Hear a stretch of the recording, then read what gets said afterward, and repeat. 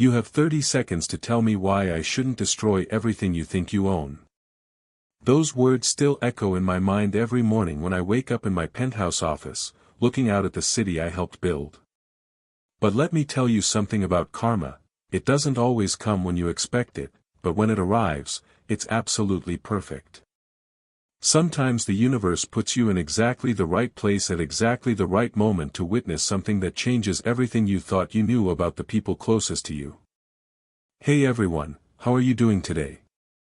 I hope you're somewhere comfortable because this story is going to take you on a ride that'll make you question everything you think you know about family, loyalty, and what it really means to belong somewhere. Whether you're listening at home, on your commute, or just trying to get through another day, I want you to know this story has a purpose. It's about standing up for what's right, even when it costs you everything you thought mattered. My name is Elias Thornton, and this is the story of how I went from being a blind, trusting husband who thought he had the perfect family, to the man who orchestrated one of the most satisfying moments of justice I've ever witnessed. Picture this, a woman who spent years tormenting someone she considered beneath her, suddenly finding herself stripped of everything she took for granted, sitting across from the very person she tried to destroy, except now that person holds all the power.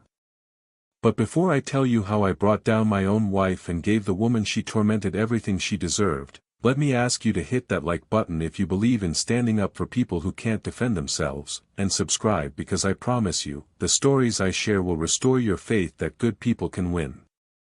Share this with someone who needs to hear that justice isn't just a fantasy. But let me start from the beginning, because the moment that changed everything happened on what should have been just another ordinary Tuesday evening in March. I was 34 years old, and I genuinely believed I had figured out life. I owned the Thornton Hotel Group, 47 luxury properties across 3 continents that I'd built from a single struggling inn I'd bought with borrowed money when I was 22. I had twin 6-year-old daughters, Sophie and Emma, who were the absolute light of my existence. And I had what I thought was a solid marriage to Vivian, a woman I'd met at a charity gala who seemed to share my values about family and giving back to the community. Looking back now, I realize how naive I was. I believed that success meant surrounding yourself with people who wanted the same things you did.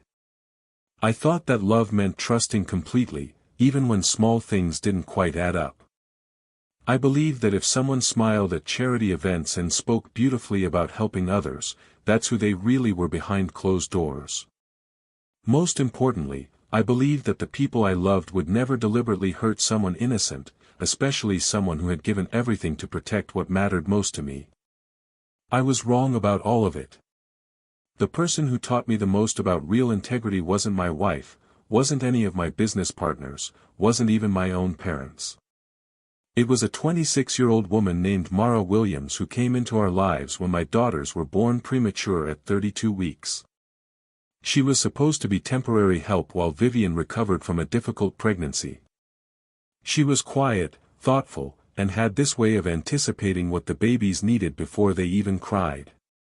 What I didn't know then was that Mara was carrying a secret that connected her to the most important person in my entire business career.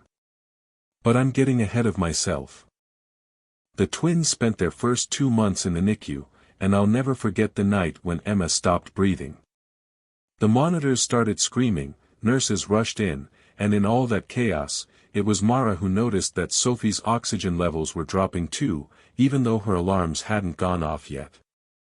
She called for help for Sophie while the medical team worked on Emma, and later the doctors told us that if Sophie's distress had gone unnoticed for even 10 more minutes, we could have lost both girls. Mara saved my daughters' lives that night.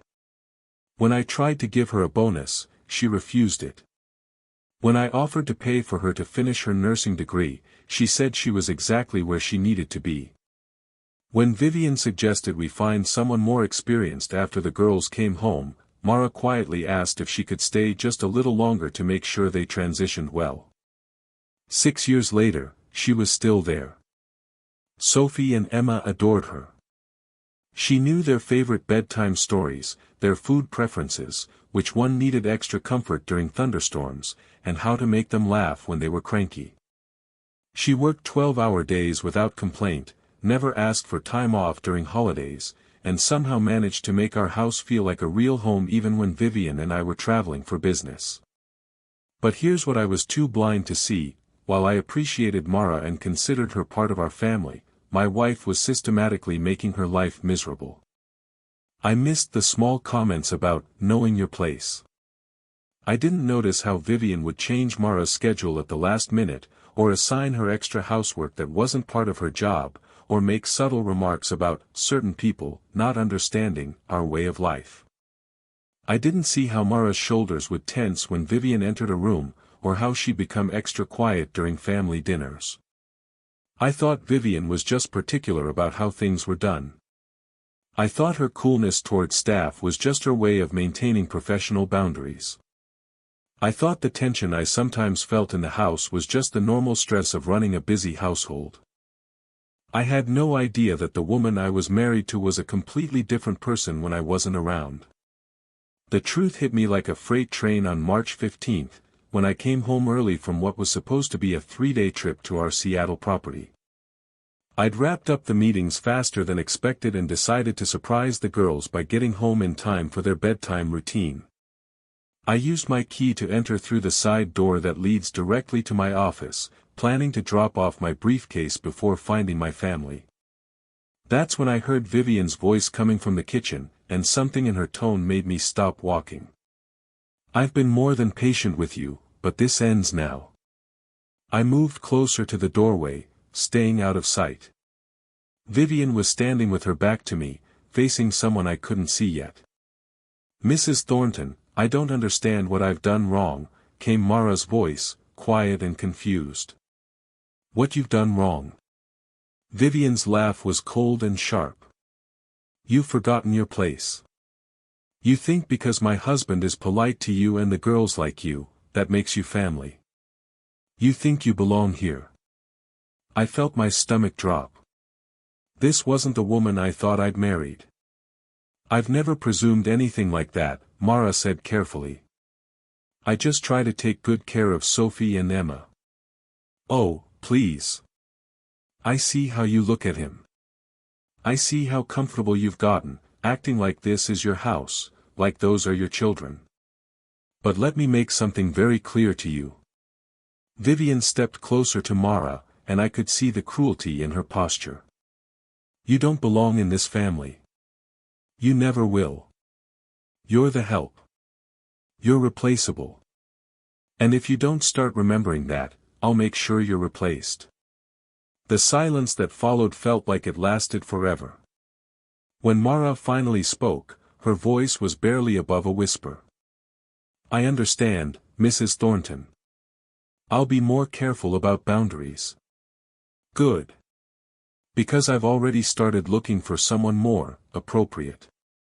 Someone who understands their role and doesn't get confused about their importance."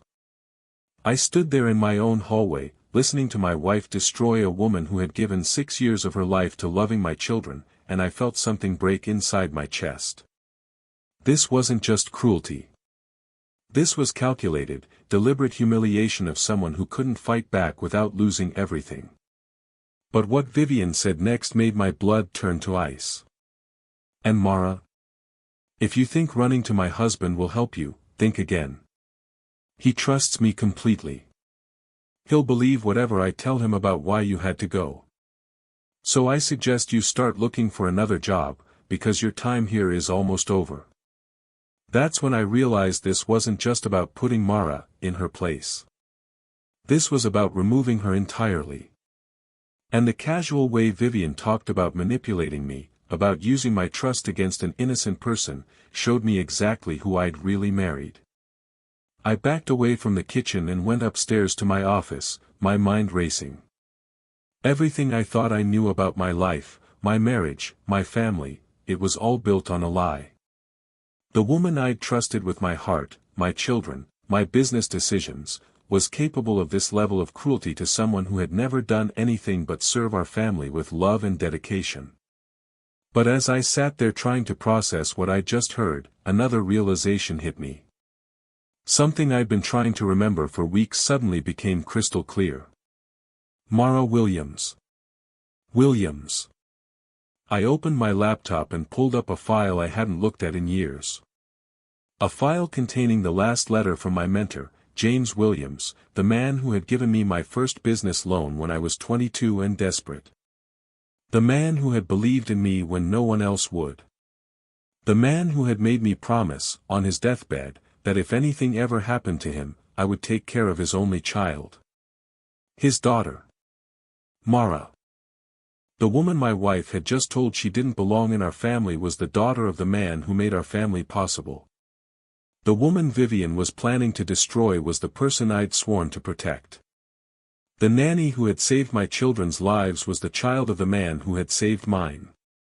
And I'd been so blind, so trusting, so focused on business and travel, that I'd let my wife torment her for 6 years without even realizing it. But as I sat there with James Williams' letter in my hands, reading his words about his brilliant, kind daughter who was studying to be a nurse, I felt something shift inside me. The shock was transforming into something much more powerful. Determination. Because Vivian had just made the biggest mistake of her life. She'd shown me exactly who she really was, and she'd threatened the one person I'd sworn to protect above all others. She thought she held all the power in our marriage. She thought I was blind and trusting and would never question her. She was about to learn how wrong she was. I spent that entire night in my office, not sleeping, just thinking about how completely I'd failed the promise I made to James Williams. But more than that, I was remembering things I'd pushed aside, small moments that suddenly made perfect sense. James Williams had been more than a mentor to me. When I was 22, fresh out of college with a business degree and absolutely no money, I had this crazy idea to buy a rundown inn in Vermont and turn it into something special. Every bank I approached laughed me out of their offices. I was nobody, with no collateral, no family money, no connections. James owned a small investment firm, and somehow my loan application ended up on his desk. Instead of rejecting it like everyone else, he called me in for a meeting. I'll never forget sitting in his modest office, trying to explain my vision while he listened without interrupting. When I finished, he was quiet for a long moment. "You know what I like about your plan," he finally said. "It's not about getting rich quick. It's about creating something that matters, something that brings people together. That's rare." He gave me the loan. Not just the money, but his guidance, his connections, his belief in me when I didn't even believe in myself. Over the next 5 years, as I slowly turned that little inn into a profitable business and then expanded to a second property, James became like a father to me. My own parents had died in a car accident when I was 19, and James filled that void in ways I didn't even realize I needed. He talked about his daughter constantly. Mara was in nursing school, top of her class, volunteering at children's hospitals. He was so proud of her dedication to helping others, her gentle nature, her intelligence. He showed me pictures of her graduation, her volunteer work, her acceptance into a pediatric nursing program. "She's got this gift," he'd tell me. "Kids just trust her instantly. She can calm a crying baby faster than anyone I've ever seen." When James got sick with pancreatic cancer, it happened fast. Too fast.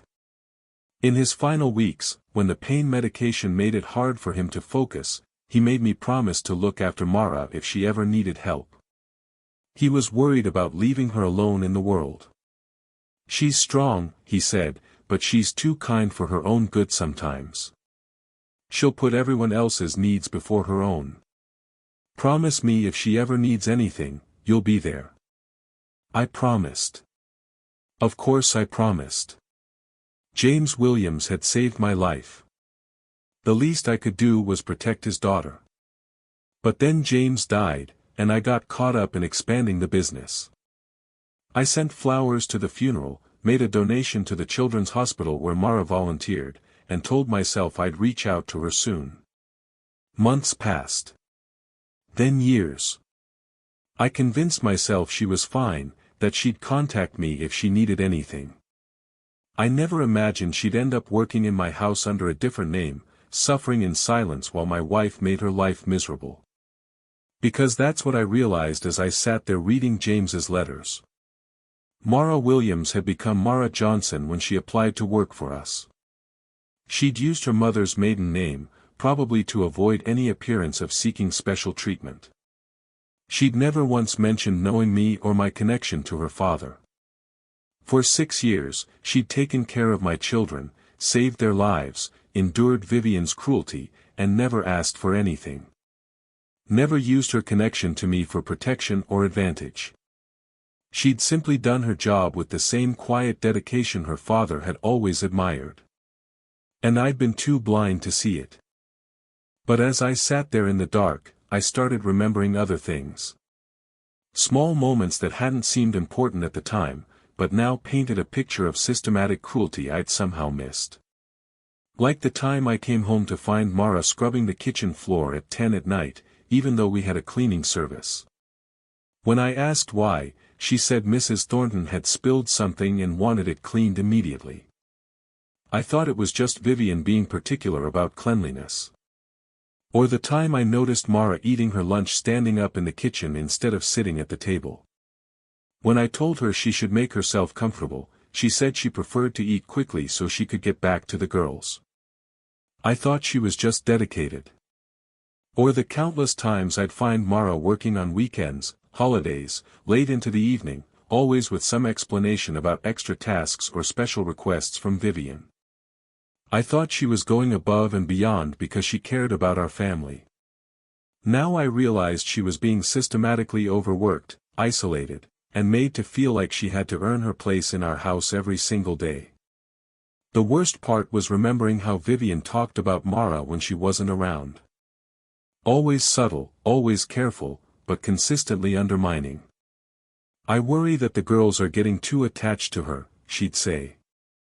"It's not healthy for children to prefer the nanny over their mother. She's very comfortable here. Sometimes I think she forgets this isn't her home. I've been thinking we should find someone with more formal training. Someone more professional." I dismissed these comments as normal employer concerns. I thought Vivian was just being thoughtful about our family dynamics. I never realized she was laying groundwork to justify getting rid of Mara. But the more I thought about it, the more I realized Vivian's behavior toward Mara was part of a larger pattern I'd been ignoring. She was cold to all our staff, but with Mara it was different. More personal. More cruel. And then I remembered something that made my stomach turn. 3 months ago, Vivian had started talking about redecorating the girls' rooms and maybe restructuring our childcare situation.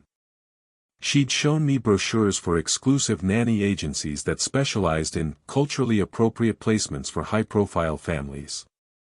At the time, I'd been distracted by a major hotel acquisition and hadn't paid much attention.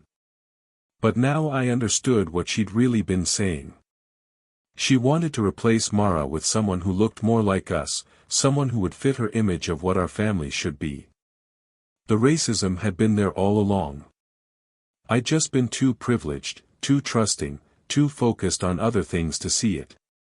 But there was something else bothering me, something beyond just the cruelty to Mara. As I sat there thinking about Vivian's behavior, I started questioning other things about our marriage that I'd accepted without examination. Like how she always insisted on handling our charitable donations personally, even though we had accountants for that. She said she wanted to make sure our giving was strategic and aligned with our social goals. Or how she'd become increasingly involved in the hotel business over the past 2 years, asking detailed questions about our financial structure, our board composition, our succession planning. I'd been pleased that she was taking interest in my work. Or how she'd been pushing for us to update our wills and estate planning, suggesting we needed more sophisticated structures, now that the business had grown so much. I'd thought she was being responsible, thinking about our family's future. But sitting there in the dark, remembering the calculated cruelty in her voice when she spoke to Mara, I started wondering if there were other calculations I'd missed. I opened my laptop and started looking through our financial records, something I hadn't done in detail for months. What I found made me feel sick. The Thornton Foundation, our charitable organization that Vivian managed, had been making some very interesting donations over the past year. Large sums to organizations I'd never heard of, with vague mission statements and no clear track record of actual charitable work. I dug deeper. The organizations were real, but they were essentially shell companies. The money was going out, but it wasn't reaching any actual charitable causes. It was being funneled through a complex network that eventually led back to accounts I didn't recognize. Vivian wasn't just cruel. She was stealing from our charity to fund something I couldn't identify yet. But as I kept digging, I found something even worse. Legal documents I'd never seen before, filed with our attorneys, outlining a potential divorce settlement that would give Vivian 50% of everything, including the hotels. She'd been planning to leave me.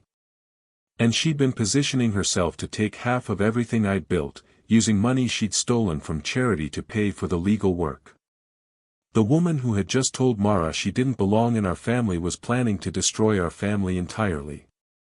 I sat back in my chair, feeling like the floor had dropped out from under me. Everything I thought I knew about my life was a lie. My wife was a racist, a thief, and a fraud who was planning to destroy me financially while tormenting the one person I'd sworn to protect. But as the shock wore off, something else took its place. Something cold and determined and absolutely certain. Vivian thought she was smart. She thought she'd been careful. She thought I was too trusting, too busy, too naive to see what she was really doing. She was about to learn that the man who built a hotel empire from nothing wasn't nearly as naive as she thought. And she was about to discover that the nanny she'd been tormenting, the woman she'd told didn't belong in our family, was about to become the most important person in it. Because I had a promise to keep to James Williams. And I had a debt to pay to his daughter. But first, I needed to make sure I understood exactly what I was dealing with. I needed to know the full extent of Vivian's plans, her cruelty, her theft. I needed evidence. And I needed to do it all without her suspecting anything had changed. Because the moment she realized I knew the truth, she'd accelerate whatever timeline she was working on. She'd try to destroy Mara faster, steal more money, maybe even try to turn my own children against me. I couldn't let that happen.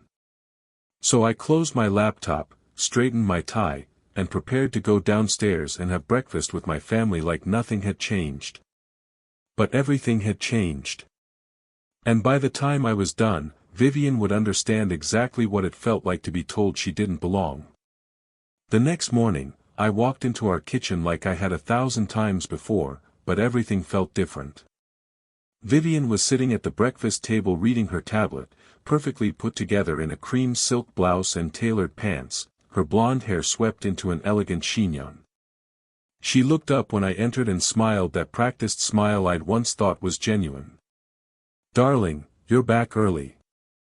How was Seattle?" "Productive," I said, pouring myself coffee and watching her carefully. "Wrapped up faster than expected." Mara was at the stove making the girls' breakfast, and I noticed how her shoulders tensed slightly when she heard my voice. She turned and gave me a polite nod. "Good morning, Mr. Thornton. The girls are getting dressed. They'll be down in a few minutes." Her voice was perfectly professional, but I could see something in her eyes that I'd never noticed before. A wariness, a careful distance that spoke of someone who'd learned to protect herself by staying invisible. "Thank you, Mara," I said, and I saw the slight surprise on her face when I used her name instead of just nodding like I usually did. Vivian's eyes flicked between us, and I caught something calculating in her expression before she smoothed it away. "Mara, I'll need you to take the girls to their piano lesson this afternoon instead of Thursday. I have a last-minute appointment." "Of course, Mrs. Thornton. Should I reschedule their playdate with the Morrison children?" "Yes, that's fine. Just handle it." I watched this exchange and saw what I'd missed before. The way Vivian gave orders without please or thank you. The way she changed plans without considering how it affected Mara's schedule. The way she spoke to her like she was a piece of furniture that could be moved around at will. Sophie and Emma came running into the kitchen then, and my heart lifted despite everything. They were 6 years old, identical twins with dark curls and bright green eyes, full of energy and joy and completely unaware of the adult drama swirling around them. "Daddy!" Emma launched herself at me, and I caught her in a hug that felt more precious than usual. "You're home early," Sophie said, climbing onto my lap. "Mara said you might be back today, but Mommy said you wouldn't be home until tomorrow." I glanced at Mara, who was carefully not looking at me while she plated the girls' pancakes. She'd been tracking my travel schedule closely enough to predict when I'd return. That level of attention to detail, that care about when I'd be home to see my children, spoke to something deeper than just professional duty. "I missed you too much to stay away," I told the girls, which was true. But I was also starting to understand that I'd been missing a lot more than I realized by being away so much. "Mara made your favorite pancakes," Sophie announced. "She remembered you like blueberries." I looked at Mara again, who was now focused intently on cleaning the stove. She'd made my favorite breakfast without being asked, just because I was home. When was the last time Vivian had done something like that? "That was very thoughtful," I said, and I saw Mara's shoulders relax slightly. Vivian stood up abruptly. "Girls, eat your breakfast. You'll be late for school." As we sat there eating, I watched the family dynamics I'd been blind to for years. Vivian barely interacted with Sophie and Emma beyond giving them instructions. She was on her phone most of the time, responding to texts and emails. When Emma spilled syrup on her shirt, Vivian sighed in irritation. "Mara, she'll need to change. And please be more careful about portion sizes. They're making a mess." But when Sophie started telling a story about something that happened at school, it was Mara who listened with genuine interest, asking questions and laughing at the funny parts. When Emma got frustrated trying to cut her pancakes, it was Mara who quietly helped her without making her feel bad about needing assistance. My daughters had two mother figures in their lives, and it was becoming painfully clear which one actually mothered them. After breakfast, Vivian kissed the girls goodbye with the kind of careful precision that wouldn't mess up her lipstick, then left for what she said was a charity board meeting. I decided to work from home that day, something I rarely did, telling myself I needed to catch up on emails but really wanting to observe what happened in my house when I was around. What I saw broke my heart. Mara moved through our home like someone walking on eggshells. She was constantly cleaning up after herself, making sure she left no trace of her presence in the common areas. When she sat down to help the girls with their homework at the kitchen table, she chose the chair that faced the door, like she needed to be ready to jump up and look busy if Vivian returned unexpectedly. The girls, meanwhile, were completely natural with her. They brought her their scraped knees for bandaging, their homework questions for help, their excited stories about friends and school projects. She knew which one needed encouragement with math and which one needed gentle reminders to focus during reading time. She knew their favorite snacks, their bedtime fears, their silly jokes that made them giggle. She was raising my children. And she was doing it beautifully. But she was also doing it while constantly looking over her shoulder, waiting for criticism, for punishment, for the next impossible task or schedule change designed to remind her that she was unwelcome. That afternoon, while the girls were at their piano lesson with Mara, I made some phone calls. First to my lawyer, then to my accountant, then to the private investigator I'd used for business due diligence in the past. I needed to know everything. Every detail of Vivian's financial schemes, every conversation she'd had about replacing Mara, every plan she'd made for our marriage and our family. I needed evidence that would hold up in court, because I was starting to realize this wasn't going to end with a simple conversation. But I also made another call. To the law firm that had handled James Williams' estate. I need to know about a trust, I told the senior partner. Something James Williams might have set up for his daughter. What I learned changed everything. James hadn't just left Mara a small inheritance. He'd established a substantial trust fund that would activate when she turned 27 or when certain conditions were met. Conditions that included recognition by Elias Thornton of her rightful place in his family or business. James had known. Somehow, he'd known that our paths would cross again, that I'd have the opportunity to honor my promise to him. He'd structured the trust so that when I acknowledged Mara as the daughter of my mentor, as someone who belonged in my life, she'd inherit enough money to be financially independent for the rest of her life. The trust was worth $12 million. Mara had been living in my house, enduring my wife's cruelty, working 12-hour days for a modest salary, never knowing that she was already wealthy. She just needed me to recognize who she was and activate the inheritance her father had left for her. But there was more. The trust documents included a letter from James, meant to be given to me when the trust was activated. The law firm had been waiting 6 years for me to inquire about it. I had the letter delivered to my office that afternoon, and when I read it, I had to sit down.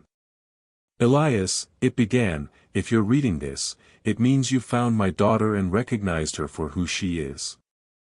I always knew you would, because you're a man who keeps his promises, even when it takes time. Mara doesn't know about this trust.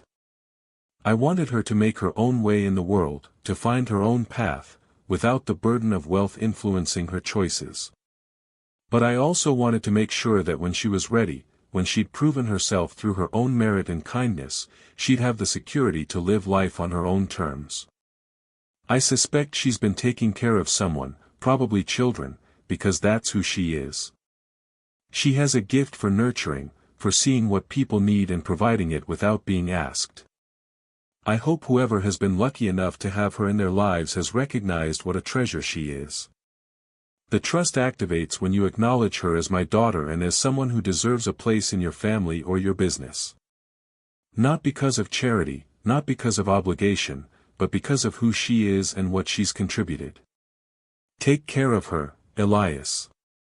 She's the best thing I ever did with my life.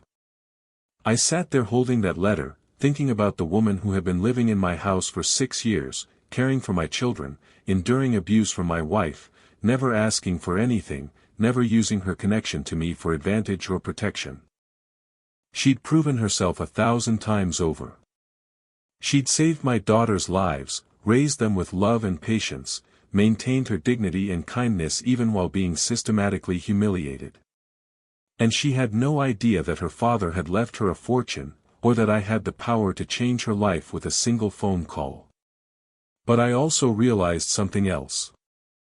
Activating this trust, acknowledging Mara as James Williams' daughter, would give me the perfect weapon against Vivian. Because the woman who had told Mara she didn't belong in our family was about to discover that Mara belonged more than she did. The woman who had been planning to steal half my fortune was about to watch me give $12 million to the person she'd been trying to destroy. But I needed to be careful about how I did this. I needed to make sure Vivian couldn't hurt Mara before I could protect her. I needed to gather all my evidence, prepare all my legal documents, and plan the perfect moment to reveal everything. Because this wasn't just about money or revenge. This was about justice. This was about showing my daughters what it looked like when someone stood up for what was right. This was about honoring the promise I'd made to the man who saved my life. And this was about making sure that Mara Williams finally got everything she deserved. That evening, when Vivian came home from her charity meeting, that I now knew was probably a planning session with her divorce lawyers, I watched her interact with our family with new eyes. She barely acknowledged the girls' excited chatter about their day. She criticized the dinner Mara had prepared, even though it was delicious. She made several comments about maintaining proper boundaries and not getting too comfortable, that were clearly directed at Mara. But what she didn't know was that while she'd been planning my destruction, I'd been planning something much more satisfying. Her reckoning. And it was going to start tomorrow. The next few weeks were the most challenging acting job of my life. Every morning, I had to wake up and pretend I was still the same trusting, oblivious husband Vivian thought she'd married. I had to smile at her over breakfast, kiss her goodbye, and act like I had no idea she was systematically destroying everything I cared about. But while I was playing the role of the naive husband, I was also building the most comprehensive case against her that I'd ever assembled. And I was learning things about my wife that made me question how I'd ever thought I knew her at all. My private investigator, David Lee, was thorough and discreet. Within a week, he'd uncovered a pattern of behavior that went back years. Vivian hadn't just been cruel to Mara, she'd been systematically hostile to every person of color who'd worked in our house. 3 housekeepers had quit in the past 2 years, all citing personality conflicts with Mrs. Thornton. Our previous gardener had left after Vivian accused him of stealing, even though nothing was ever missing. She's careful, David told me during one of our secret meetings at a coffee shop downtown. She never says anything explicitly racist where it can be recorded. But the pattern is clear. She creates hostile working conditions for certain employees until they quit, then replaces them with people who fit her preferred demographic. But the financial investigation was even more damning. Vivian had been stealing from our charity for over a year, funneling money through fake organizations into accounts controlled by her divorce attorney. She'd stolen nearly $2 million, money that was supposed to go to children's hospitals and education programs. She's been planning this divorce for at least 18 months, my lawyer, Patricia Reeves, told me. The legal documents show she's been building a case for why she deserves half of everything, including claims that she's been an equal partner in building the business. That's ridiculous. She's never been involved in the day-to-day operations. That's not how she's presenting it. She's documented every charity event she's attended, every business dinner she's hosted, every social connection she's made. She's arguing that her social contributions were essential to the company's success. The audacity of it was breathtaking. Vivian was planning to steal my children, half my business, and millions of dollars in charity money, all while maintaining her image as a devoted wife and mother. But what made it worse was watching how she treated Mara during this time, knowing that she was accelerating her timeline for getting rid of her. Vivian's cruelty became more frequent and more pointed. She started assigning Mara tasks that were clearly outside her job description: deep cleaning the basement, organizing closets that didn't need organizing, researching and booking travel arrangements that Vivian would then change at the last minute. "I need you to inventory all the china in the dining room," she told Mara one morning. "Count every piece and note any chips or damage." It was busy work designed to humiliate, and we all knew it. But Mara just nodded and spent her afternoon carefully cataloging dishes that hadn't been used in months. "The girls seem very attached to you," Vivian said another day, her tone casual but her meaning clear. "I worry that's not healthy for them. Children need to understand appropriate boundaries with staff." I watched Mara's face during these interactions, and what I saw there made me furious. She was trying so hard to be perfect, to anticipate criticism, to make herself indispensable. She was working longer hours, being even more careful about staying out of Vivian's way, accepting every additional task without complaint. She was trying to save a job she didn't know she was going to lose no matter what she did. But the worst part was watching how this affected my daughters. Sophie and Emma could sense the tension in the house, even if they didn't understand it. They started asking me why Mommy seemed angry all the time, why Mara looked sad, why everyone was being so quiet during dinner. "Is Mara going to leave us?" Emma asked me one night when I was tucking her into bed. "Why would you think that, sweetheart?" "Because Mommy keeps talking about finding someone new to take care of us. Someone who would be a better fit for our family." My heart broke. Vivian was already preparing my 6-year-old daughters for Mara's departure, planting seeds that would make them think it was normal, maybe even necessary. "Mara loves you very much," I told Emma. "And I love you. Nothing is going to change that." But even as I said it, I knew everything was about to change. The question was whether I could control how it happened. During this time, I also started paying closer attention to Mara herself, trying to see past the careful professional mask she wore around me. What I discovered was a woman of remarkable strength and grace who had been carrying an enormous burden in silence. She never complained, never asked for help, never showed any sign of the stress she must have been feeling. But I started noticing small things. How she sometimes stood at the kitchen window for a few extra moments in the morning, like she was gathering strength for the day ahead. How she always ate her meals quickly and alone, never allowing herself to relax or take up space. How she flinched slightly whenever Vivian entered a room.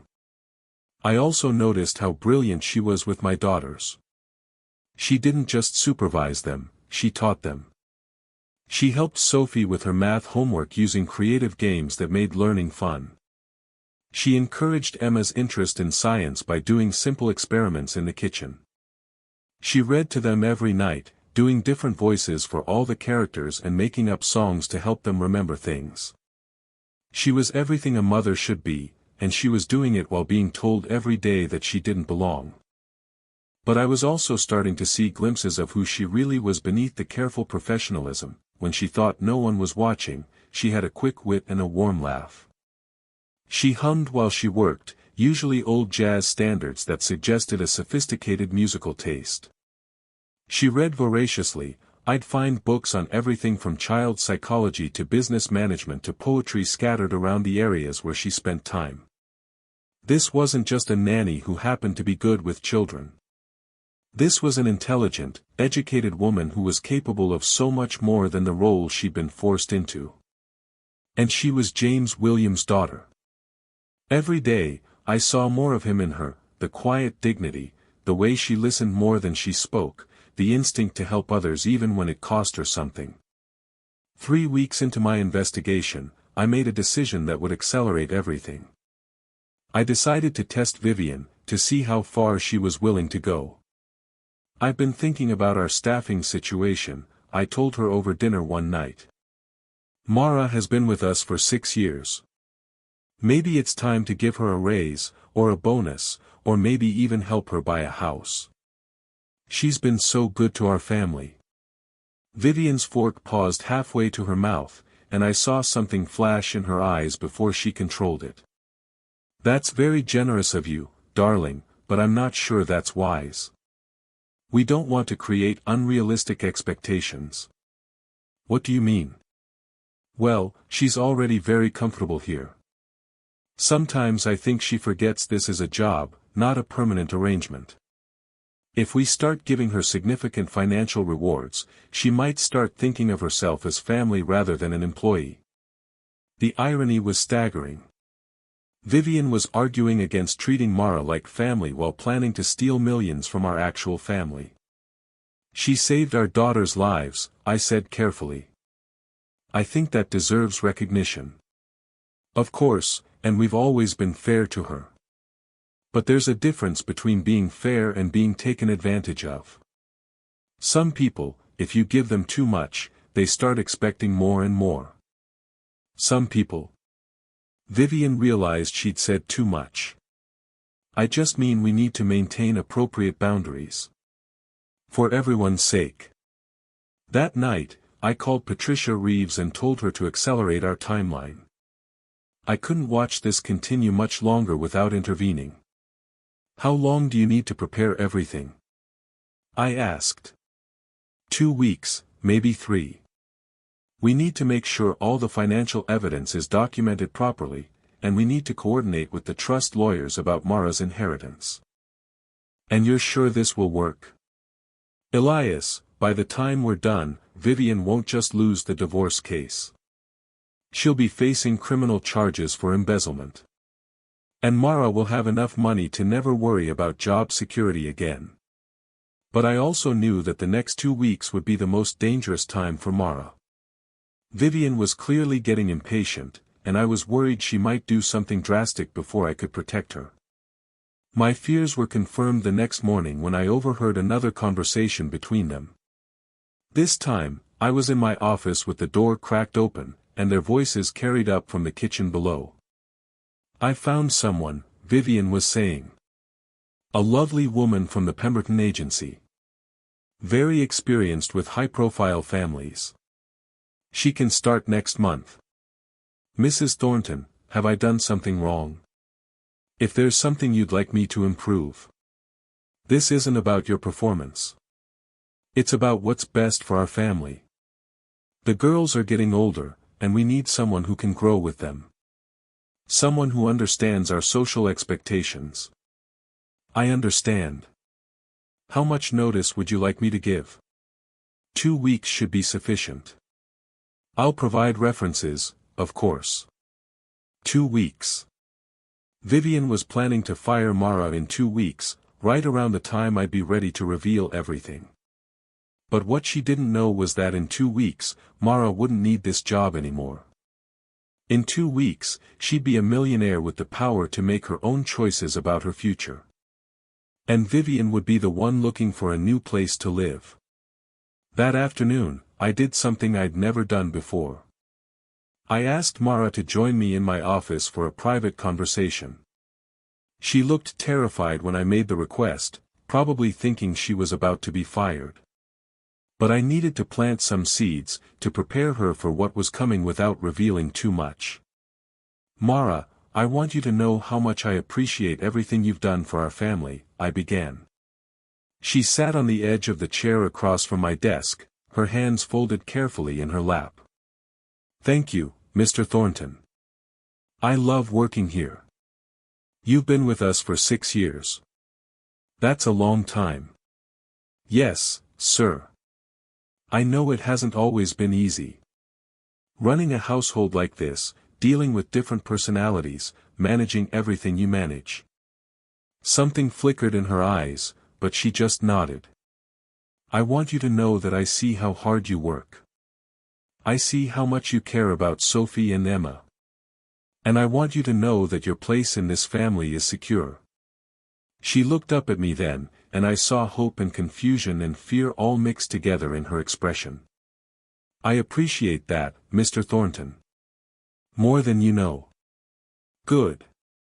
Because I have a feeling things are going to change around here soon. And when they do, I want you to remember that you belong here. No matter what anyone else might say." I couldn't tell her more than that, not yet. But I needed her to know that she had an ally, that someone was paying attention, that the cruelty she'd been enduring hadn't gone unnoticed.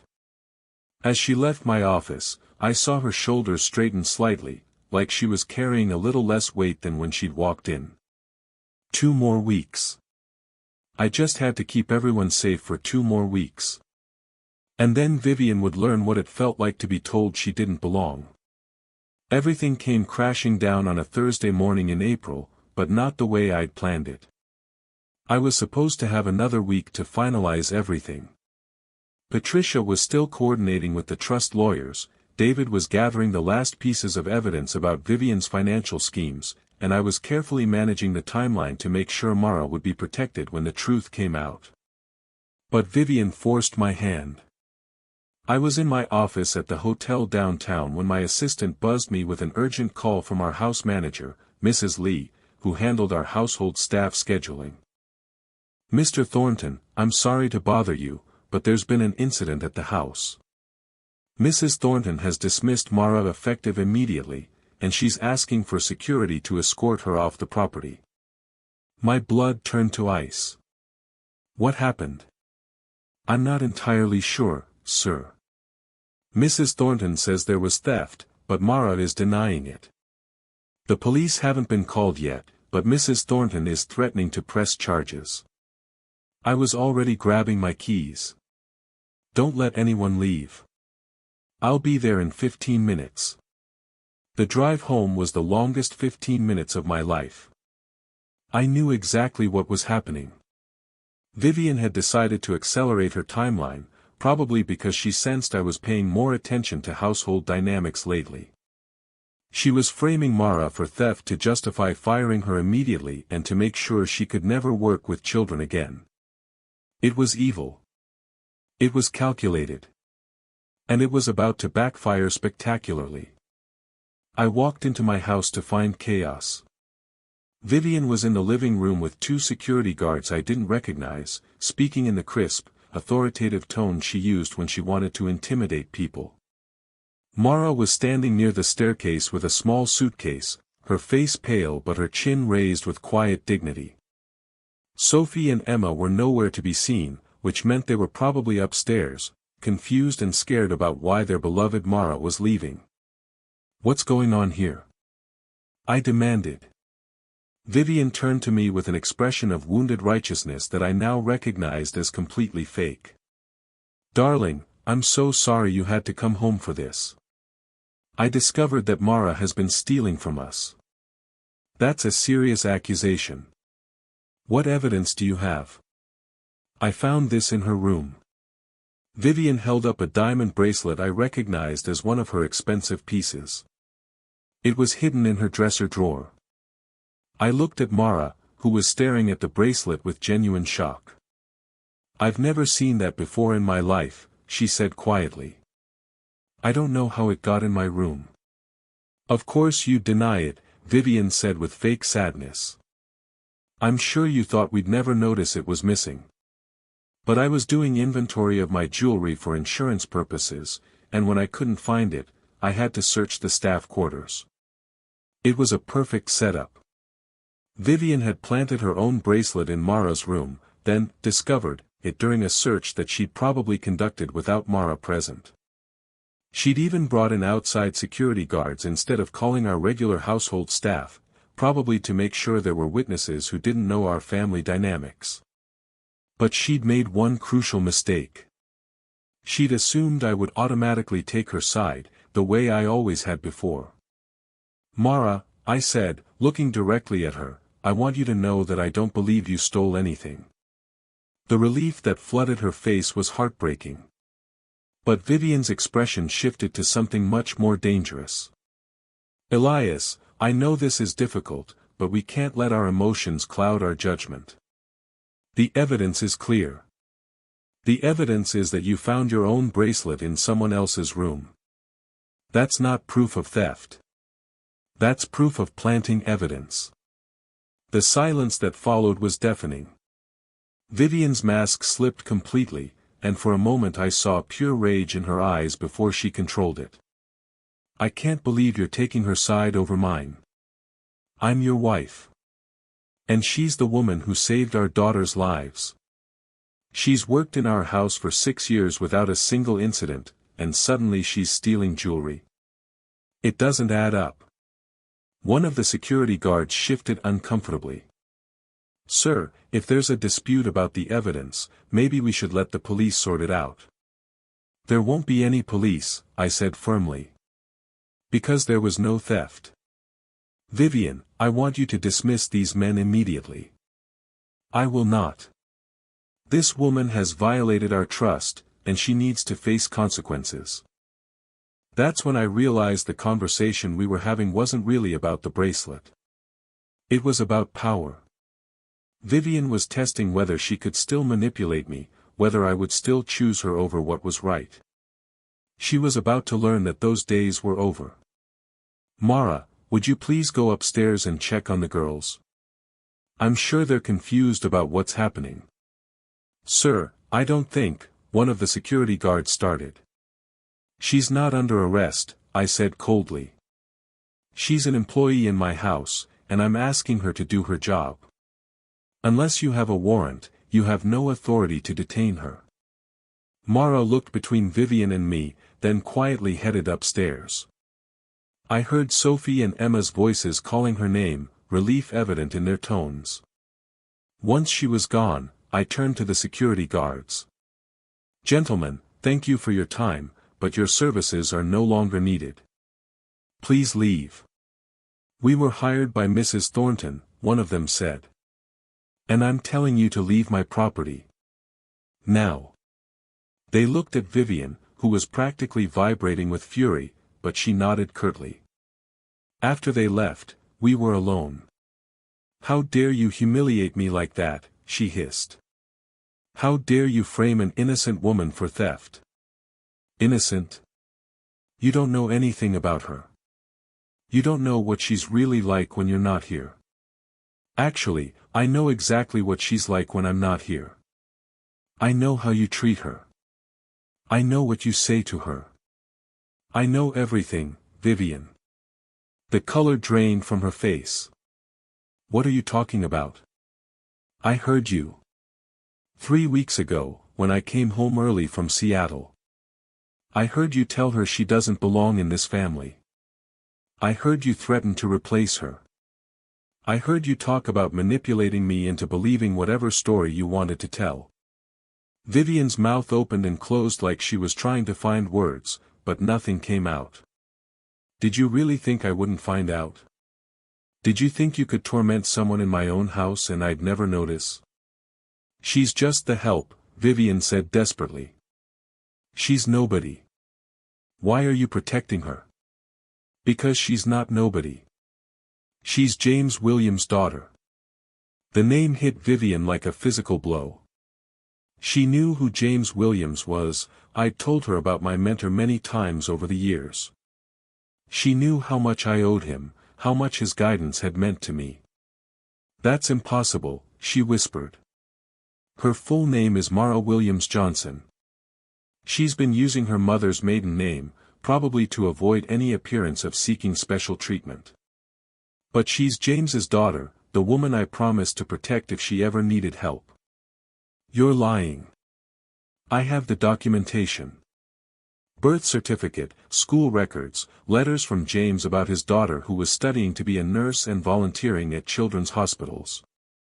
The daughter who had a gift for calming crying babies.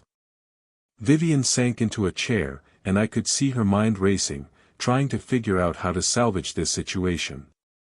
Even if that's true, she said finally, it doesn't change anything. She still stole from us. No, you planted that bracelet in her room. Just like you've been planting seeds for months about replacing her. Just like you've been stealing from our charity to fund your divorce plans. Her face went white. I don't know what you're talking about. $2 million, Vivian. Funneled through fake charities into accounts controlled by your divorce attorney.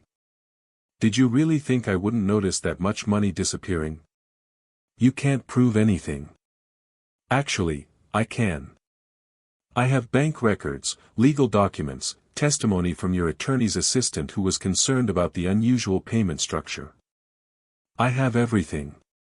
Vivian stood up abruptly, and I saw her calculating, trying to figure out her next move. Fine, she said, her voice turning cold and vicious. You want to protect your precious Nanny? You want to choose her over your own wife? Go ahead. But you'll lose everything. I'll take the girls, I'll take half the business, and I'll make sure everyone knows you abandoned your family for the help. No, you won't. Watch me. I have lawyers, Elias. Good ones. And I have documentation of my contributions to this family, to your business success. I have. You have nothing. I pulled out my phone and played a recording I'd made 3 days earlier, when Vivian thought I was traveling but I was actually in my office with the door cracked open.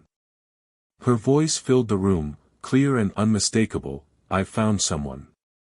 A lovely woman from the Pemberton agency. Very experienced with high-profile families. She can start next month. Then Mara's voice, Mrs. Thornton, have I done something wrong? And Vivian again, this isn't about your performance. It's about what's best for our family. The girls are getting older, and we need someone who understands our social expectations. I stopped the recording. I have hours of these, Vivian. Conversations where you admit to planning Mara's dismissal, where you make it clear it's not about her performance but about your prejudices. Combined with the financial evidence and the planted bracelet, you're not just losing this divorce. You're facing criminal charges. Vivian stared at me like she was seeing a stranger. You've been spying on me. I've been protecting my family. All of my family. Including the woman who's been raising my daughters while you've been planning to destroy us. Those girls are mine. You can't keep them from me. I'm not keeping them from you. But I'm not letting you use them as weapons either. And I'm not letting you destroy someone who's done nothing but love them. Vivian's composure finally cracked completely. You're choosing her over me. Your own wife. I'm choosing what's right over what's convenient. I'm choosing the woman who saved my children's lives over the woman who's been stealing from children's charities. I'm choosing the person who's shown love and loyalty for 6 years over the person who's been planning betrayal for 18 months. She's nothing, Vivian screamed. She's a servant.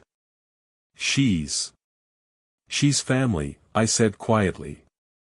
She's been family since the day she walked into this house. I was just too blind to see it. Vivian looked at me with pure hatred. You'll regret this. I'll make sure you regret this. The only thing I regret is not seeing who you really were sooner. She grabbed her purse and headed for the door, then turned back one last time. This isn't over. Yes, it is. After she left, I stood in my living room, surrounded by the wreckage of my marriage, and felt something I hadn't expected. Relief. For the first time in months, maybe years, I felt like I could breathe freely in my own house. But I also knew the hardest part was still ahead. I had to tell my daughters that their mother wouldn't be living with us anymore. I had to explain to Mara that everything was about to change in ways she couldn't imagine. And I had to figure out how to build a real family from the pieces of the fake one that had just fallen apart. But as I heard Sophie and Emma's laughter drifting down from upstairs, mixed with Mara's gentle voice reading them a story, I realized something important. The real family had been here all along. I'd just been too blind to see it. Now I had to make sure they knew they were safe, they were loved, and they were home. All of them. The next 72 hours were the worst of my life. Vivian didn't just leave quietly. She declared war. By Friday morning, she'd filed emergency custody papers claiming I was having an affair with our nanny and was therefore an unfit parent. She'd contacted 3 major gossip publications with a story about how I'd abandoned my family for the help. She'd frozen our joint accounts and filed restraining orders that temporarily prevented me from accessing several of our properties. But worst of all, she'd somehow convinced a judge to grant her temporary custody of Sophie and Emma pending a full hearing. I came home from an emergency meeting with my lawyers to find my daughters gone and Mara sitting at the kitchen table, crying. "I'm so sorry," she said when she saw me. I tried to stop them, but the court officers said I had no legal standing. Mrs. Thornton told the girls that you were sick and needed time to get better, and that they'd be staying with her at her sister's house for a while. My 6-year-old daughters had been taken from their home, told their father was sick, and removed from the only stable parent figure they'd ever known, all because I'd tried to protect the woman who'd been caring for them. "This is my fault," Mara continued. "If I'd just quit when she wanted me to, none of this would have happened. Your family would still be together." "Stop," I said, sitting down across from her. "This is not your fault. This is what Vivian was planning all along. She was always going to take the girls and try to destroy me. The only difference is now I know who she really is." But even as I said it, I felt the weight of what I'd lost crushing down on me. My daughters were gone. My wife had turned into my enemy. My business reputation was about to be destroyed by tabloid stories about my inappropriate relationship with our nanny. And Mara, the woman I'd been trying to protect, was now trapped in the middle of a war she'd never asked to be part of. The media attention was brutal. By Saturday, photographers were camped outside our house. The story had everything tabloids loved: a billionaire, a beautiful wife, allegations of infidelity, and racial undertones that made it even more sensational. "Hotel magnate abandons wife for nanny" was the headline in 3 different publications.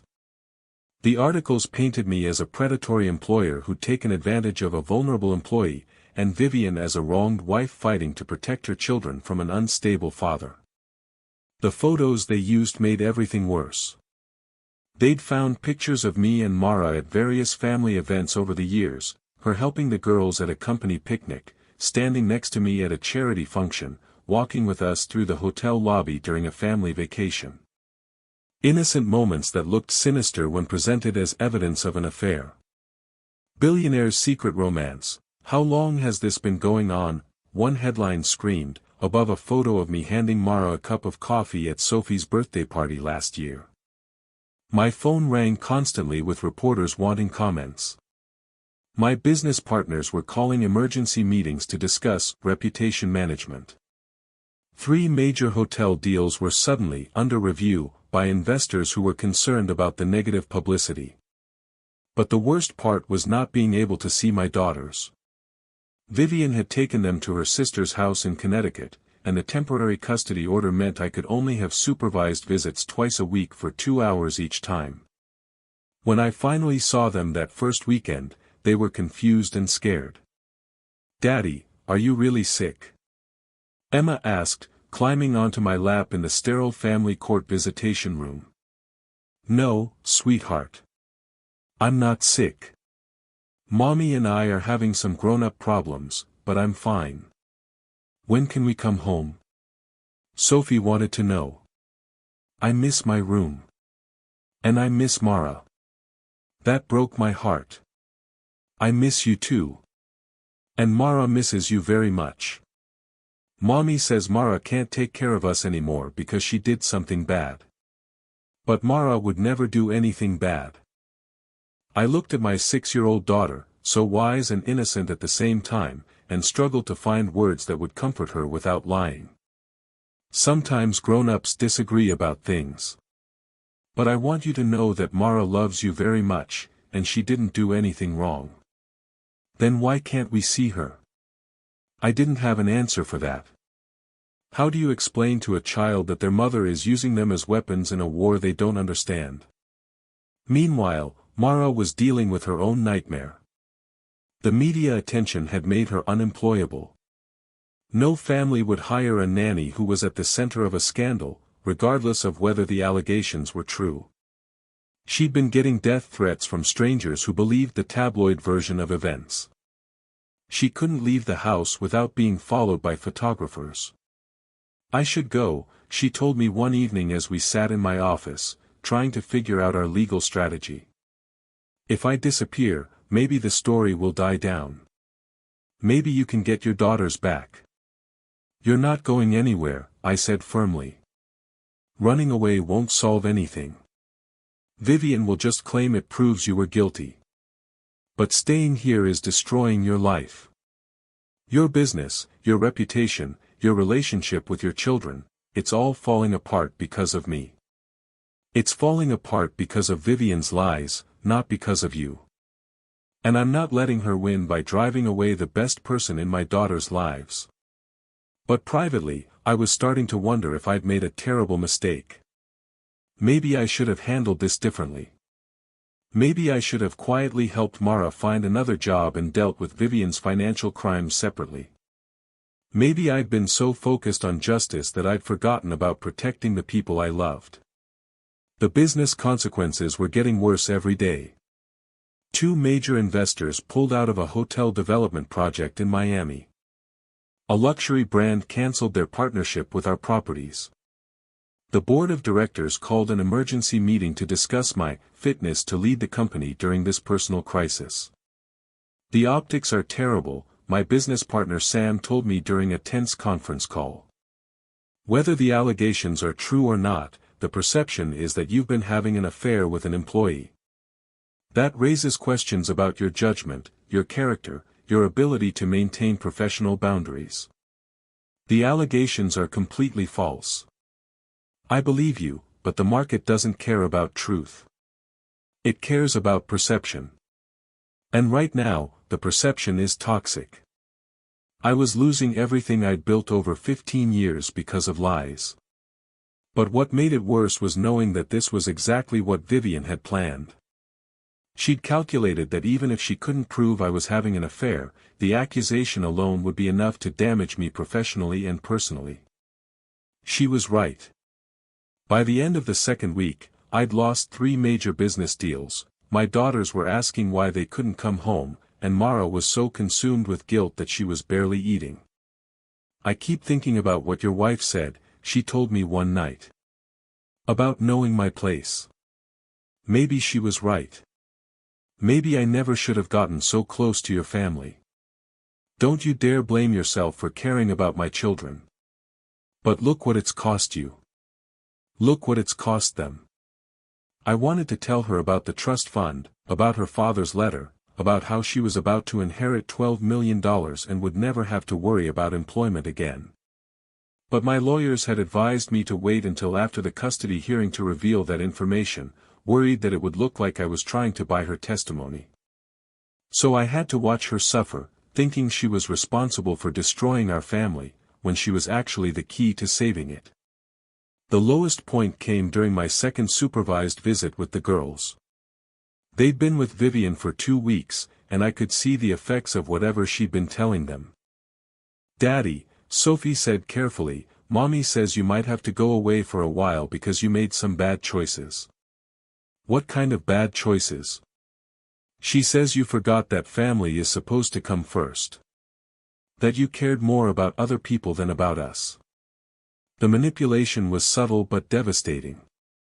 Vivian was turning my own daughters against me by making them think I'd chosen Mara over them, when the truth was I'd been trying to protect someone who loved them. "That's not true, sweetheart. You and Emma are the most important things in my life. Everything I do is because I love you. Then why can't we come home?" I looked at my daughters, sitting in that awful visitation room with its fluorescent lights and plastic furniture, and felt like I was failing them in every possible way. That night, I called Patricia Reeves and told her I was ready to consider a settlement. "What kind of settlement?" she asked. "Whatever it takes to get my daughters back. If Vivian wants half the business, fine. If she wants the house, fine. I just want my girls home. Elias, if you give in now, you're admitting guilt. You'll never recover from this professionally. And you'll be rewarding her for lying and stealing. I don't care about the business. I don't care about the money. I just want my children back. What about Mara? If you settle now, Vivian wins completely. Mara will be branded as a homewrecker for the rest of her life. She'll never be able to work with children again." That stopped me. Because as much as I wanted my daughters back, I couldn't throw Mara under the bus to get them.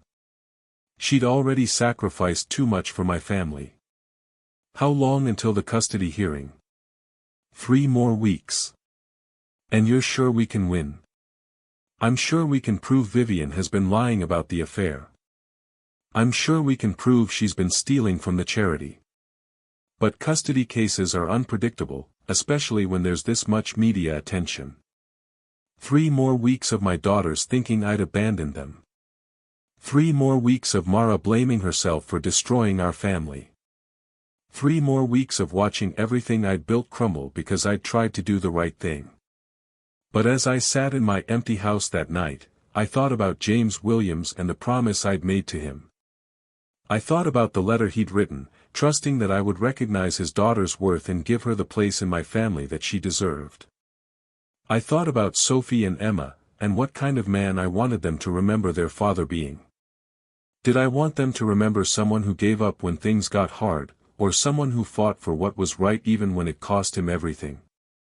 And I thought about Mara, who had spent 6 years loving my children and asking for nothing in return, who was now suffering because I'd finally tried to protect her the way I should have been protecting her all along.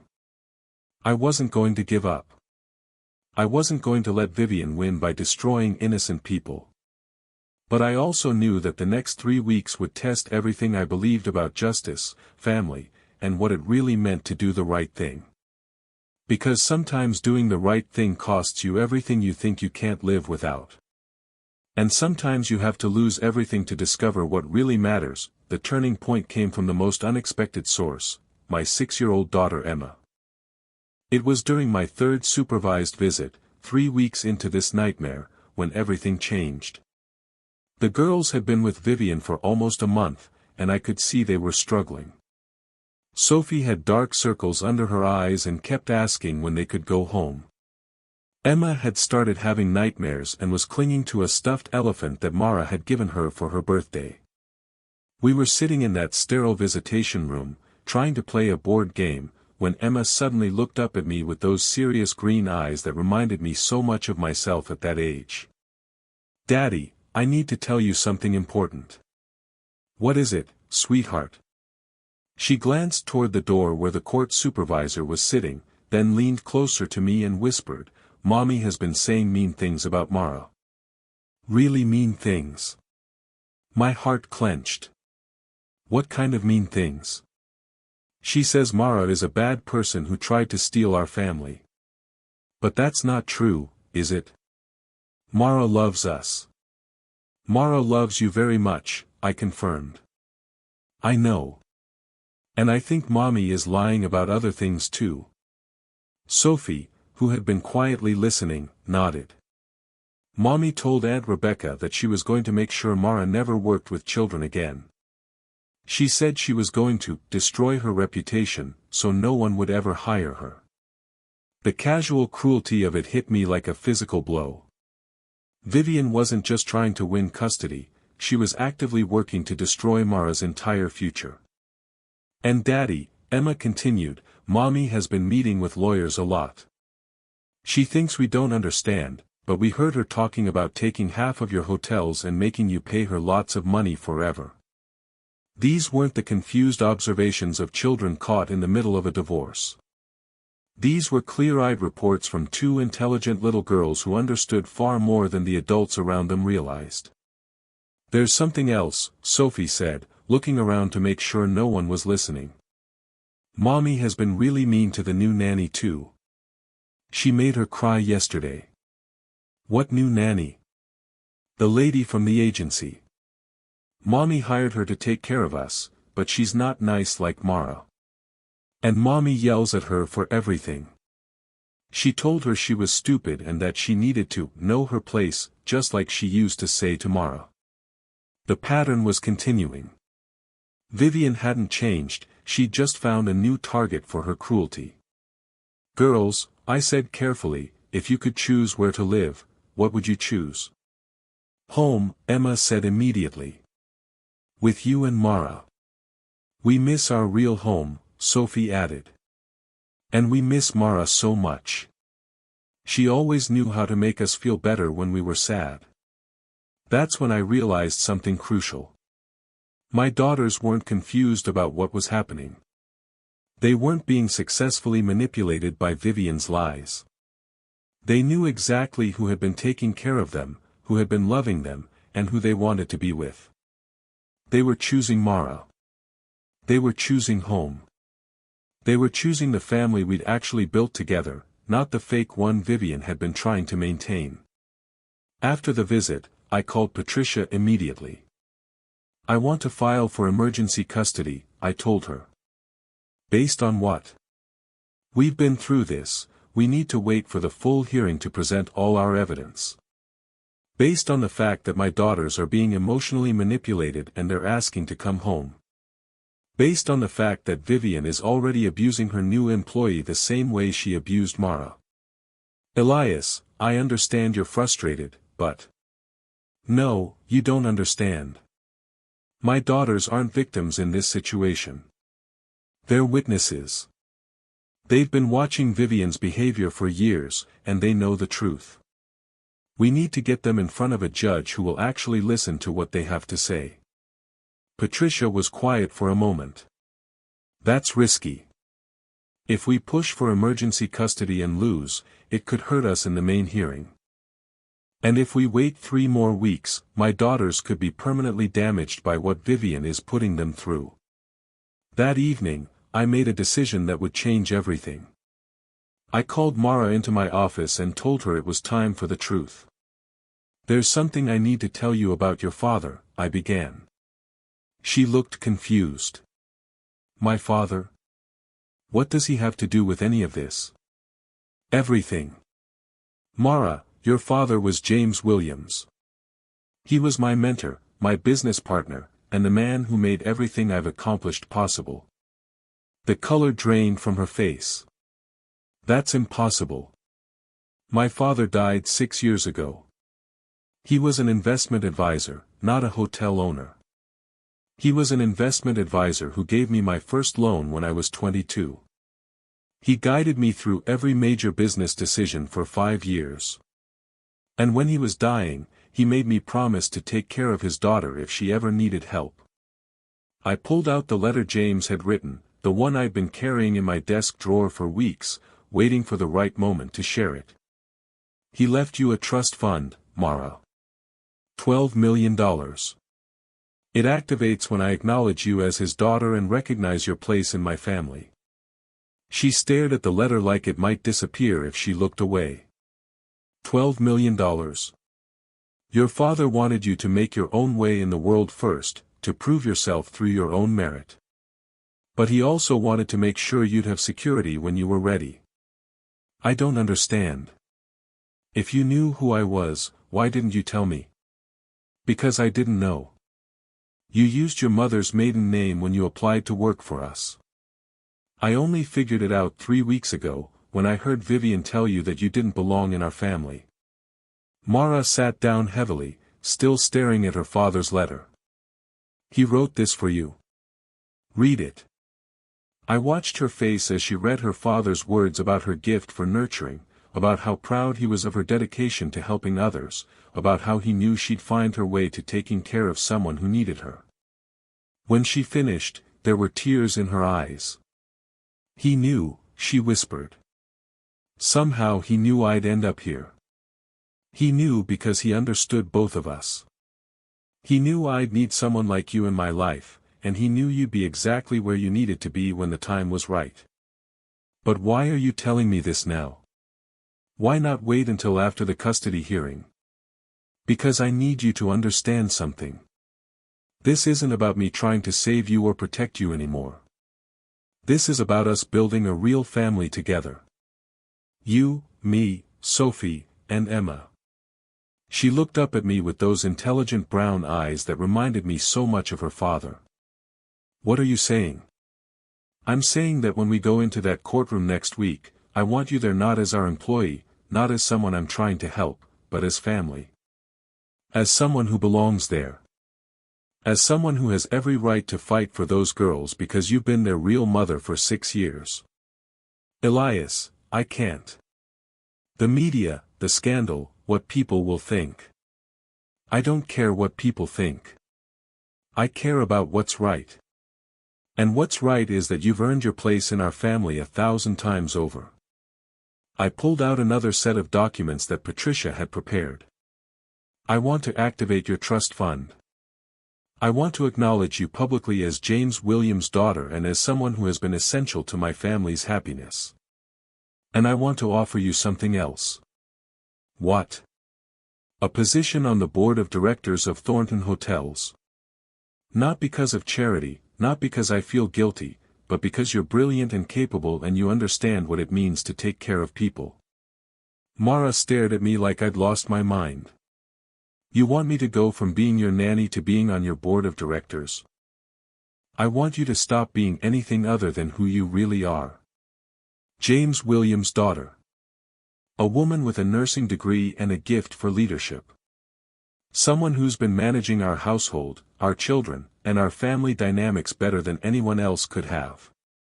But the custody case will be won or lost based on the truth. And the truth is that you've been the most stable, loving parent figure my daughters have had. The truth is that Vivian has been lying, stealing, and manipulating everyone around her. The truth is that our family works better with you in it than it ever did without you. Mara was quiet for a long time, processing everything I'd told her. If I do this, she finally said, if I accept the trust fund and the board position and stand up in court as part of your family, there's no going back. The media will tear us apart. People will say terrible things. Your business could be damaged even more. Let them say what they want. Let the business take whatever hit it's going to take. I'd rather have a smaller company and a real family than a huge empire built on lies. And if we lose? If the judge decides that our relationship is inappropriate and gives Vivian permanent custody? Then we'll appeal. And we'll keep fighting until we win. Because giving up isn't an option anymore. She looked down at her father's letter again, then back at me.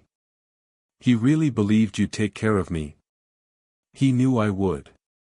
Just like he knew you'd take care of my daughters when they needed you most. And you really think this will work? You think we can beat Vivian and get the girls back?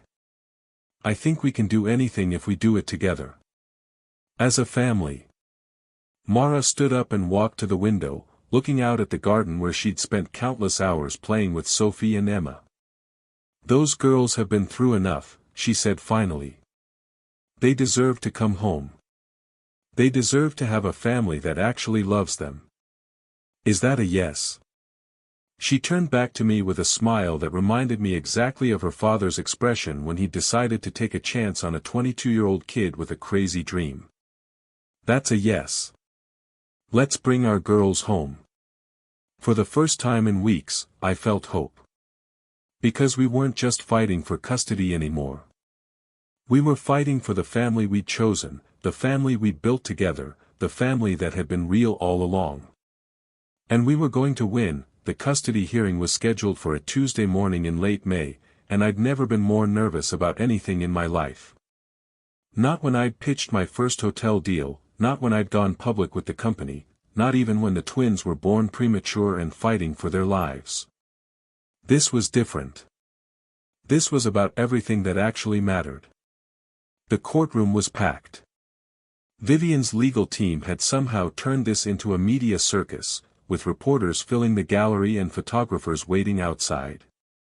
She'd positioned herself as the wronged wife fighting to protect her children from an unstable father, and the optics were exactly what she'd planned.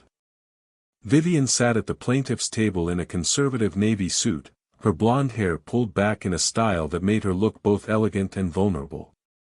Her sister sat behind her for support, along with several friends from her social circle who were there to testify about what a devoted mother she was. On our side of the courtroom, it was just me, Mara, Patricia, and the truth. But what Vivian didn't know was that we'd spent the past week preparing something she'd never see coming. Judge Margaret Lee was a no-nonsense woman in her 50s who'd built her reputation on cutting through legal theatrics to focus on what was actually best for children. She'd reviewed all the preliminary filings, and I could tell from her expression that she wasn't impressed with the media attention this case had generated. This is a custody hearing, not a performance, she announced as the session began. I'm interested in facts, evidence, and what serves the best interests of Sophie and Emma Thornton. Nothing else. Vivian's lawyer, a slick corporate attorney named Richard Blackstone, stood up to present their case. Your Honor, this is a straightforward matter of a father who has lost perspective and abandoned his responsibilities to his family. Mr. Thornton has been having an inappropriate relationship with an employee, has prioritized this relationship over his children's welfare, and has created an unstable home environment that is harmful to two young girls. He presented their evidence methodically. Photos of me and Mara at family events, taken out of context to suggest intimacy. Financial records showing the money I'd spent on legal fees and private investigators, framed as evidence that I was more concerned with protecting Mara than caring for my children. Testimony from Vivian's friends about how devoted she was as a mother and how distant I'd become. Mrs. Thornton has been forced to remove her children from an environment where their father's employee was given inappropriate authority over family decisions, Blackstone continued. She's asking this court to protect Sophie and Emma from further exposure to this unstable situation. When it was time for Vivian to testify, she played her role perfectly. She spoke about her love for the girls, her concern about my changed behavior, and her heartbreak over discovering my relationship with Mara. I trusted her, Vivian said, dabbing at her eyes with a tissue. I welcomed her into our home, and she took advantage of that trust to seduce my husband and destroy our family. It was a masterful performance. If I hadn't known the truth, I might have believed it myself. But then it was our turn. Patricia stood up with a confidence that filled me with hope. Your Honor, this case is indeed about protecting Sophie and Emma Thornton. But they need protection from their mother's lies, manipulation, and systematic abuse of the people who actually care for them. She started with the financial evidence. Bank records showing Vivian's theft from our charity. Legal documents proving she'd been planning this divorce for over a year. Email communications with her attorney about strategies for maximizing her settlement. Mrs. Thornton hasn't been fighting for her children, Your Honor. She's been fighting for money. And she's been willing to destroy innocent people to get it. Then Patricia played the recordings I'd made of Vivian's conversations with Mara. The courtroom fell silent as Vivian's voice filled the room, cold and cruel and nothing like the grieving mother she'd pretended to be moments earlier. You don't belong in this family. Know your place. I've already started looking for someone more appropriate. Someone who understands their role. If you think running to my husband will help you, think again. He trusts me completely. I watched Vivian's face as her own words condemned her. The mask of wounded innocence slipped completely, replaced by something much uglier. But Patricia wasn't done. Your Honor, I'd like to call Mara Williams to the stand. Mara stood up, and I saw her take a deep breath before walking to the witness stand. She looked beautiful and dignified in the navy dress we'd chosen, her hair pulled back simply, her expression calm despite the cameras and hostile stares from Vivian's supporters. Ms. Williams, Patricia began, please tell the court about your relationship with the Thornton family. I've been caring for Sophie and Emma since they were born, Mara said, her voice clear and steady. I was hired as their nanny when they were premature infants in the NICU. And during your 6 years with the family, what was your relationship with Mr. Thornton? Professional and respectful. He was a caring father who worked hard to provide for his family. Our interactions were always appropriate and always focused on the children's welfare. What about your relationship with Mrs. Thornton? Mara paused, and I could see her choosing her words carefully. Mrs. Thornton made it clear from the beginning that she viewed me as temporary help. Over the years, she became increasingly hostile toward me, despite my efforts to maintain professional boundaries and focus solely on caring for the children. Can you give the court specific examples? She would change my schedule without notice, assign me tasks outside my job description, and make comments about my knowing my place.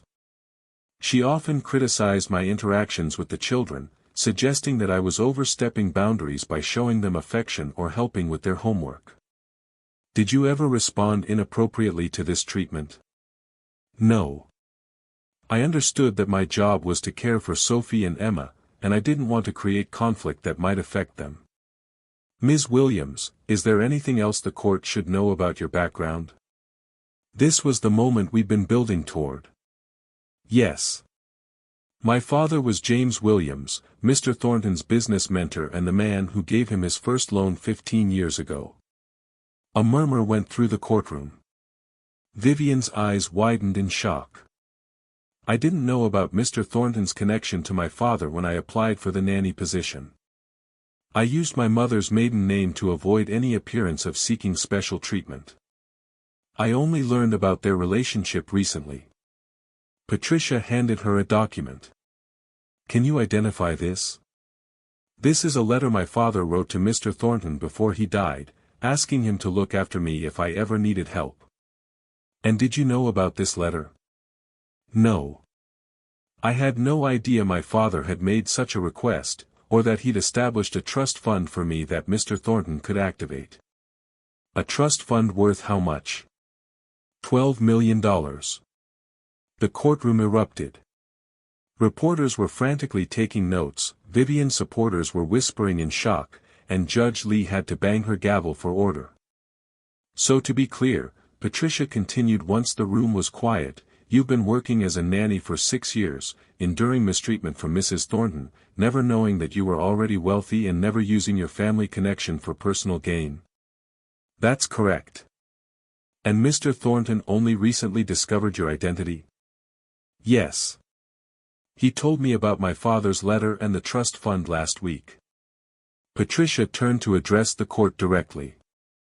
Your Honor, this isn't a story about an employer taking advantage of an employee. This is a story about a woman who has been selflessly caring for 2 children while being systematically abused by their mother. A woman who never asked for anything, never sought special treatment, and never used her considerable advantages for personal gain. Then came the moment I'd been most nervous about. Your Honor, I'd like to call Sophie and Emma Thornton to testify.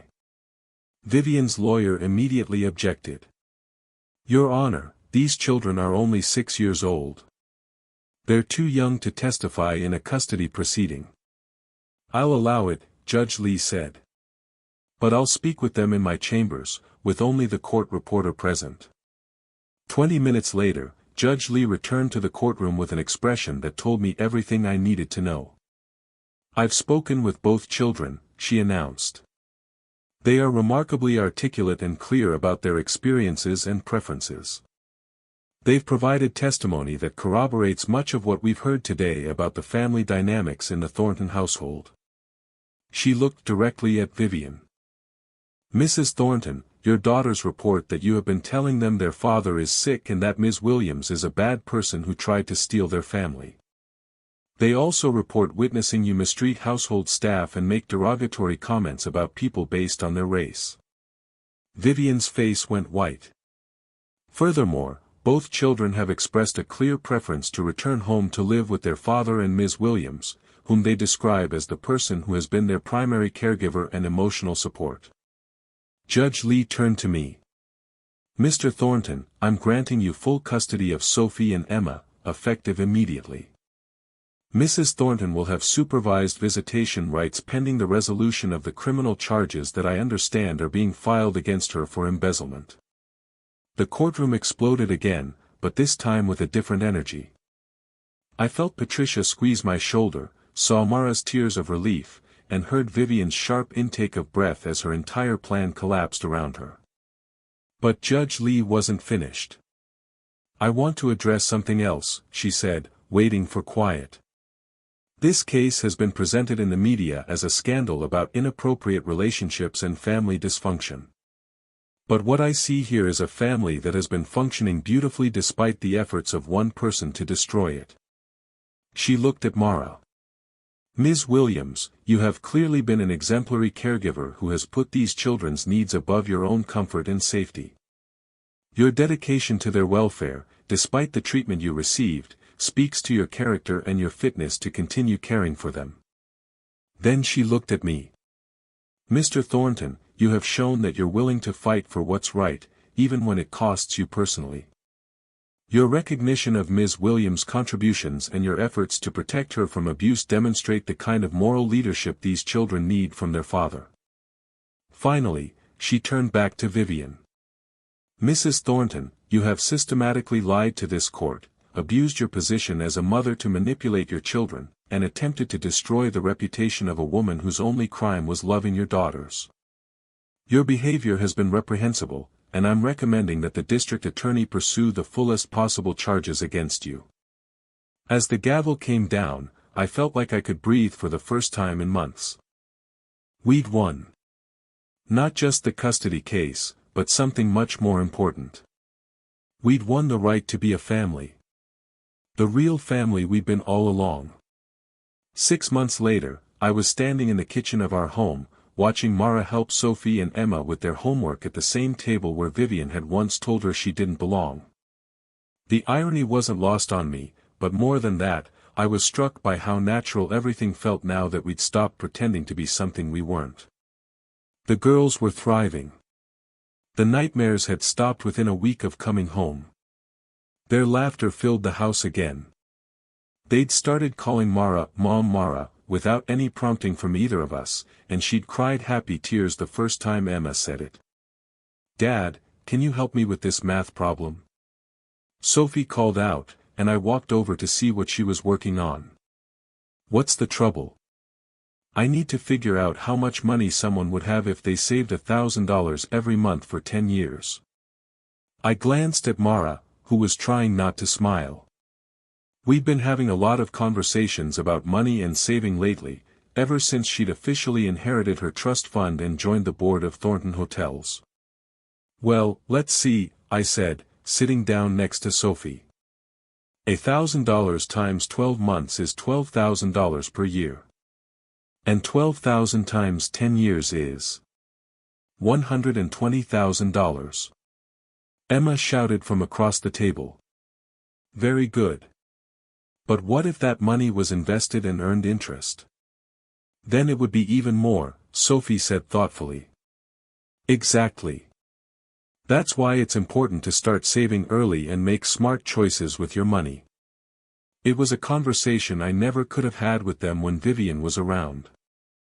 She'd always insisted that discussing money with children was inappropriate, and that they'd learn about financial responsibility when they were older. But Mara and I believed in teaching them early about the value of hard work, smart decisions, and using wealth responsibly. The transformation in our family had been remarkable, but it hadn't been without challenges. The media attention had been intense for months. Every business decision I made was scrutinized for signs of how my scandal was affecting the company. Every public appearance with Mara was analyzed for evidence of our relationship timeline. But something interesting had happened as the truth came out. Instead of destroying my reputation, the story of how I'd stood up for someone who couldn't defend herself had actually enhanced it. Business partners who had initially been concerned about the negative publicity began reaching out to express their admiration for how I'd handled the situation. "You could have taken the easy way out," my investor Sam told me during a board meeting. "You could have quietly settled with Vivian and moved on. But you chose to fight for what was right, even when it cost you. That's the kind of character we want in a business partner." The company had not only recovered from the initial scandal but had actually grown stronger. 3 major hotel chains had approached us about partnerships, specifically citing our commitment to ethical leadership as a factor in their decision. Mara's transition to the board had been seamless. Her background in healthcare, combined with her natural intelligence and her years of managing our household, had given her insights into hospitality management that none of us had anticipated. "We need to think about our properties as places where families feel safe and cared for," she'd said during her first board presentation. "Not just luxury accommodations, but spaces where people can create memories and feel genuinely welcomed." Her ideas about family-friendly amenities, staff training focused on emotional intelligence, and partnerships with children's charities had already been implemented in 3 of our properties, with remarkable results in customer satisfaction scores. But the most satisfying transformation had been watching Mara come into her own as the confident, accomplished woman she'd always been underneath the careful professionalism she'd maintained as our employee. She'd bought a beautiful house 10 minutes from ours, close enough that the girls could walk between the 2 properties but far enough to maintain appropriate boundaries as we figured out what our relationship was becoming. She'd started taking graduate courses in business management, not because she needed the credentials but because she enjoyed learning. She'd joined the boards of 2 children's charities and had become a sought-after speaker about workplace dignity and family values. "I keep thinking about what my father would say if he could see me now," she told me one evening as we sat on her back porch, watching Sophie and Emma play in her garden. "He'd be proud. He always knew you were destined for something special." "I don't know about special. But I feel like I'm finally living the life I was meant to live, instead of just surviving the life I ended up in. There's a difference." All the difference in the world. For 6 years, I was grateful just to have a job, just to be allowed to care for those girls. I never let myself want more because wanting more felt dangerous. But now I get to choose.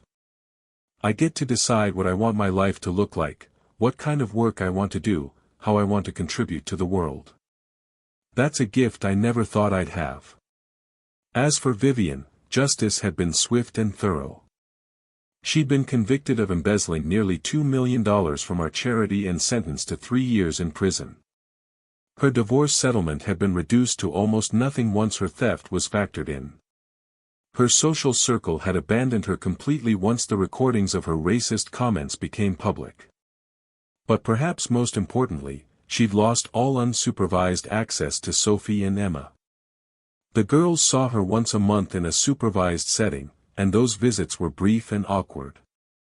They were polite to her because we taught them to be respectful, but there was no warmth there, no real connection. She made her choices, Mara had said when I'd expressed some guilt about how completely Vivian's life had fallen apart.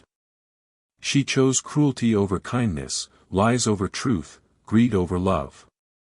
These are the natural consequences of those choices. The girls had adapted to their new reality with the resilience that children possess when they feel truly safe and loved. They rarely asked about their mother anymore, and when they did, it was usually practical questions about why she couldn't come to school events or birthday parties. "Is Mommy ever going to live with us again?" Emma had asked a few months after the custody hearing. "No, sweetheart. Mommy made some choices that hurt people, and she has to face the consequences of those choices. But you're safe here with me and Mara, and that's not going to change." "Good," she'd said matter-of-factly. "I like our family better now." That simple statement had captured everything. We were a family now, in the truest sense of the word. Not because of legal documents or blood relations, but because we'd chosen each other, fought for each other, and built something real together. The question that everyone kept asking, of course, was whether Mara and I were romantically involved.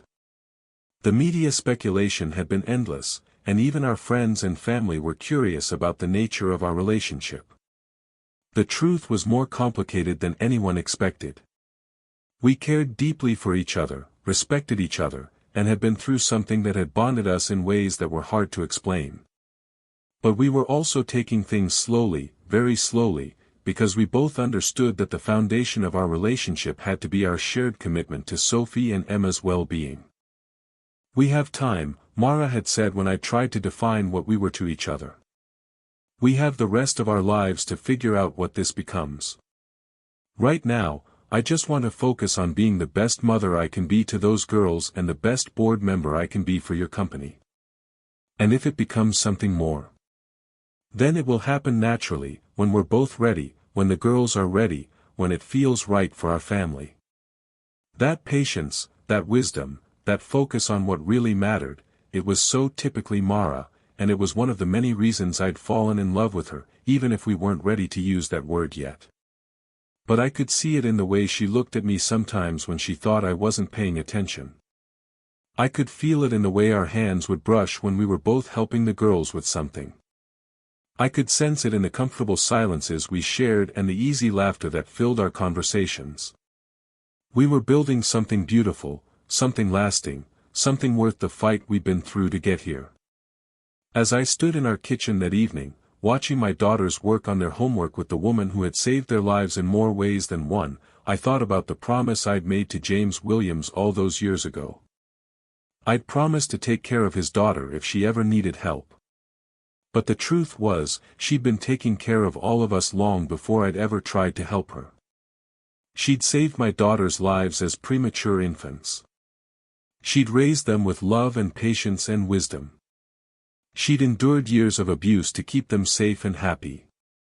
She'd shown me what real strength looked like, what real grace looked like, what real love looked like. And now, she was helping me build the kind of family I'd always wanted but never known how to create. "Dad," Sophie called out, interrupting my thoughts. Mara says we can plant a vegetable garden this spring. Can we? Of course we can. What do you want to grow? Tomatoes and carrots and maybe some herbs for cooking, Emma said excitedly. That sounds perfect. I looked at Mara, who was smiling at the girl's enthusiasm, and I felt that familiar surge of gratitude for the path that had brought us all together. You know what? I said, making a decision that felt absolutely right. I think we should plant that garden at both houses. That way you girls can take care of it no matter where you are. Both houses? Sophie asked. Well, Mara's house and our house. Because we're all family now, and family takes care of each other. The girls cheered, and Mara's eyes filled with happy tears, and I knew that whatever challenges lay ahead, we'd face them together. Because that's what families do. Real families. The kind of family we'd chosen to become. Hey everyone, thank you so much for staying with me through this entire story. I hope it reminded you that sometimes the people who seem to have the least power are actually the strongest ones in the room. I hope it showed you that standing up for what's right, even when it costs you everything, is always worth it in the end. If this story touched you, please hit that like button and subscribe for more stories about justice, family, and the power of choosing love over fear. Share this with someone who needs to hear that good people can win, that bullies can be defeated, and that real families are built on love and respect, not just blood and legal documents. And remember, wherever you are in your own journey, whatever challenges you're facing, you have more strength than you know.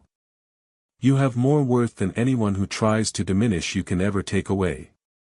And you deserve to be surrounded by people who see your value and fight to protect it. Until next time, take care of yourselves and each other. Because that's what family does.